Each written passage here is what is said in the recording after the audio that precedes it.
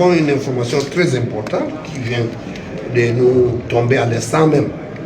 Nos otages, les enfants qui ont été appréhendés, kidnappés, qui ont été amenés en profondeur au Nigeria, environ une vingtaine de kilomètres, ont été libérés. Parce que depuis une semaine, nos forces se sont mobilisées.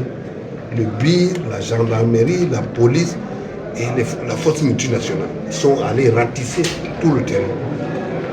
Ils ont obligé les hors-la-loi de relaxer ces enfants.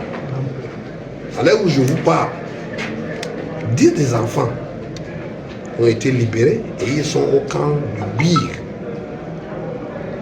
sous contrôle.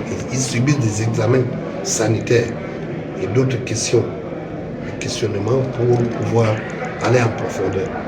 Ils sont maintenant sains et saufs. Malheureusement, il y a un qui a perdu la vie. Nous revenons ultérieurement sur tous ces détails. Mais l'information qu'on pourrait retenir à l'instant, c'est que sur l'ensemble des hommes et des femmes kidnappés, arrêtés et amenés en bouche, combien étaient-ils? ils étaient une douzaine, parfois une quinzaine. Nous revenons ultérieurement. C'est pour ça que j'ai vu nous revenons ultérieurement. Mais 10 enfants ont été bel et bien libérés. Nous recevons l'information du commandant de compagnie de Ouaza. Et ces enfants sont présentement dans le camp du BIR. Ils subissent des examens sanitaires et autres. Nos forces sont mobilisées. Ils ont ratissé large. Et nous avons envoyé du renfort depuis Maroua. Une cinquantaine de suspects ont été arrêtés. Ils sont présentement à la cour de la Légion pour être auditionnés pour que nous puissions aller en profondeur.